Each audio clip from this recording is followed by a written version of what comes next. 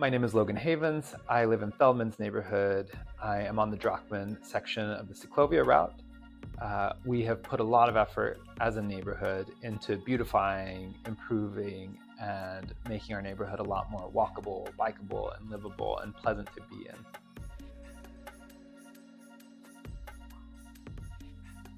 I moved to Feldman's. I moved to Tucson 5 years ago, and I've been in the neighborhood for that 5 years. About 3 years ago, I was taking my own money, buying trees and planting them in the neighborhood because we had a lot of empty land and nothing was happening there. And then I would cart water around on my cargo bike. And around the corner was the president of the neighborhood association. And Kathy was fantastic. She was very organized, very good at organizing people. And she said, rather than doing this on your own, how about you bring that through the neighborhood association rather than just doing it alone? And then maybe there are resources there.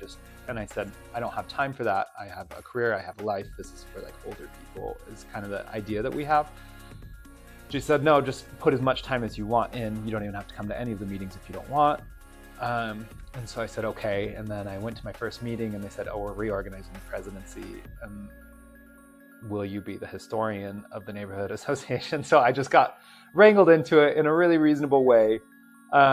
We rode bikes to the Ward 6 office, looked through the files of all the historic properties. My job was pretty minimal. I essentially just made a web page to explain my whole job so that I didn't have to do anything. I could just forward that. And then the rest of the time I would just do green team. We would plant trees, we would organize things.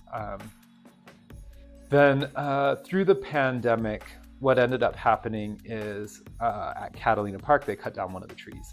And I was really pretty destroyed seeing a big giant mesquite get cut down. And so I was thinking, like, how do we make sustainable tree canopies? And Brad Lancaster in Dunbar is a fantastic example. So thinking through how to get it so that a tree can require no maintenance and be an ecosystem. The idea was we need basins. So we ended up using just our neighborhood funds, minimal funds and a lot of neighborhood volunteer support, and people dug their own basins and we just put it through the city. We got permitting and got basins through the neighborhood. We got 15 basins along 4th Avenue and along Helen Street. And each of those basins is supporting tree canopy, is supporting native plants. We went through and we communicated a lot with the neighbors, and then we went through and we built out all of that program. The other thing that happened during the pandemic is that when the stay-at-home orders went in, our closest park is in West University. We don't have a park, or in Sugar Hill. Both of them are lovely parks, but we didn't have anything in Feldman's. Where people were supposed to be staying home, it just felt nonsense to have every road still be a road. And so I personally just applied. I sent a permit that I want the 4th Avenue shut down indefinitely. I want it shut down for the duration of the pandemic. I want it shut down for a month. I want it shut down for a week, and I want it shut down for a day. And I just bombarded them with permits. And they came back and said Living Streets Alliance was looking for neighborhoods to pilot a slow street program and to shut down the street. And so I said, okay, fantastic, let's do this. And it was a really fantastic experience. I had not worked with Living Streets Alliance before, but they showed up and they gave a lot of time. And together it was Living Streets Alliance and me and the city. And the city came and had a plan put in place. And all of us were there together, and we set some barricades on the side of the road in a very polite way. And it ended up being that cars would just swerve around it and did not slow down and did ignore the closed street. And so Living Streets Alliance and I were saying, no, this needs to block the cars. They have to feel a car will not ever slow down or will not go out of their way at all unless they feel like they're in danger. So we made it so they had to go around the barricade to be able to continue down the road, to know that this is a local street and you are coming into a bicycle pedestrian space. And so, like, of course, you don't want to make anybody feel unsafe, but at the same time, if you're choosing to make a slow street for pedestrians and bicycles, you have to prioritize the pedestrians and bicycles. And the only way to symbolize that in a car aggressive society is by making the car feel like they are no longer the priority in a space. And so we did that. We built it out. We got the city.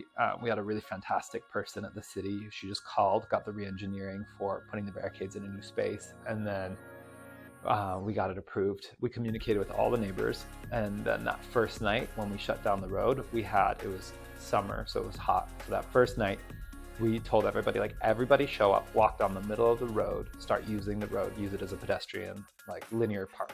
And so a promenade. And so all the way from Feldman's up to Grant, like Speedway to Grant, we had Sugar Hill, we had Cortez, and we had Feldman's, everybody walking up and down the road. It was a super success. There were probably 100 people on the street. And then through the duration of that project, we just had neighbors start playing music on the sidewalk. We started having giant concerts where we'd have 150 people safely spaced out through the street because we finally had a place to organize and be. And then when that was taken away from us, it was really upsetting, but the city said we can come back and help stripe something, which of course we would prefer that as a neighborhood, we would prefer to have that safe space to be in public, but the city is doing what it is doing. And so we got the opportunity to restripe the road. And early on with Living Streets Alliance, they had communicated that if we can get striping and if we can get sections of roads cut away from road with striping, it is no longer technically a road. Living Streets Alliance was very supportive, spent a lot of time talking through this with me. We talked through all sorts of engineering. We found out that if we can paint a chicane, it's no longer part of the road. Once it's no longer a road, we can go back in, we can paint it. We can go back in and apply to get grants to turn it into green infrastructure. We can do whatever we want. We can put flex posts around it with reflectors, and it's now no longer a road. And so it gave us a lot of flexibility. So in the restriping, because of Living Streets Alliance, we asked for chicanes at every intersection. And then later, once the slow street was taken away, on Drockman, the traffic circle that had been put in years ago is 16 feet wide, and the road is about 40 feet wide. So you still had a full travel lane on either side of the road. Because of that striping, and because of those chicanes leading into the intersection, we were able to, with just our Park Tucson funds, anytime you have neighborhood parking, the people that pay for that neighborhood parking permit, all of that money goes into an account that the neighborhood can use to fund projects. So super easy. We just said, we want this.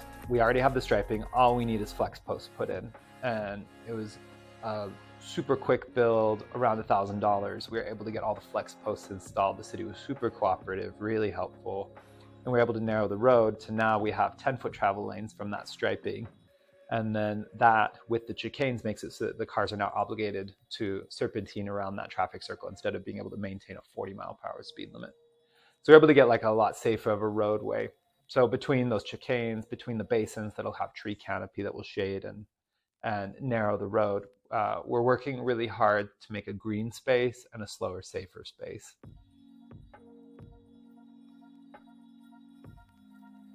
You can live in Tucson without a car. It is totally possible. I live my day-to-day life without getting in a car.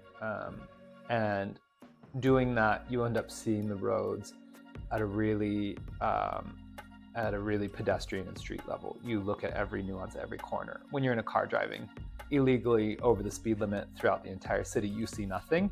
And when you're on a bike and when you're walking, you see everything. You see how curb cuts affect things. You watch when somebody in a wheelchair has to ride on the road because they can't be on a sidewalk. You see a person with a stroller having to have another person help them lift it up off and onto a curb. You see every pothole. And so I just spend a lot of time riding around and observing and seeing, like getting up to Flowing Wells, riding on Grant, riding on Broadway. Like these are not functional roads. Riding on 3rd Street, the bicycle boulevard, that's fantastic. It's easy, and you can see how easy crossings, denser neighborhoods that are visually interesting, it makes for a good experience. Anytime you have to ride past a gigantic parking lot, it's awful. So I have no background in urban development or anything like that. I do photography, but I just spend a lot of time observing because that's how I live my life.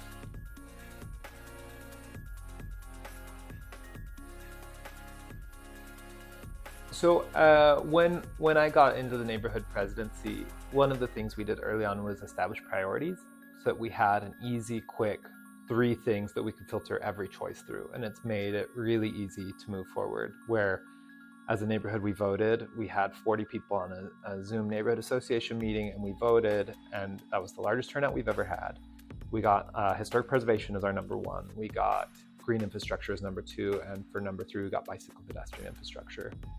So the basins have been part of that. With new development going on with an adaptive reuse of an old building, we requested them to raise the tree canopy for the property above 20%. And then we asked for money for a speed hump.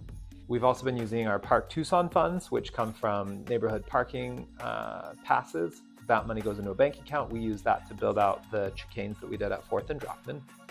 And then we're also starting to look at using those for different new innovative ways of slowing down traffic in the neighborhood, be that speed humps, but also we're looking at ideas like a forced turn where we can stop through traffic on neighborhood roads. Like, how do we get kind of that, how do we get a quiet, safe road that still allows pass through of bicycles and pedestrians, but maybe reroutes cars? Because if you're in a car, somebody in a car can drive around the block. Like, they have air conditioning, they're sitting, they're sedentary, like, great. Let's make this safe, quiet, and comfortable for bicycles and pedestrians. And then along with that, how do we write grants? How do we self-fund? How do we get trees along all of our major bicycle and pedestrian routes? The other thing we've been trying to do, which gets complicated, is build our tree canopy. We have the Tucson tree canopy map, which is a wonderful tool, and we have areas of the neighborhood that are at 30% tree canopy, and we have areas of the neighborhood that are 6% tree canopy. And so how do we get those areas up? One of the issues is where properties are rental properties, we can't go in and plant trees on the property without the permission of the landlord, and a lot of them are absent or won't respond to emails. But what we are trying to do is find the neighbors that live in those neighborhoods, get them to get every resident on that street to talk, get a plan, ask what they want, and then somehow get that infrastructure into those parts of the neighborhood.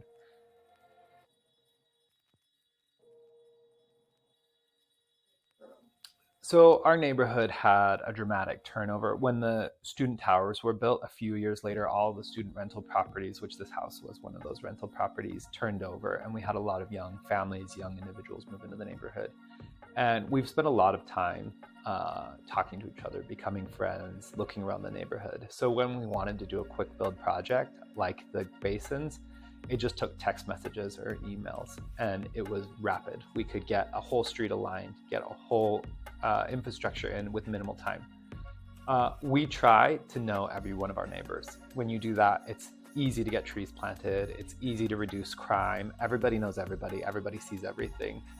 When we want to do a project in a different part of the neighborhood, I go talk to one of the neighbors there and I say, hey, who do you know? Let's start this conversation. What do you want? How do we get this done? And having everybody know their neighbors makes it possible to make changes.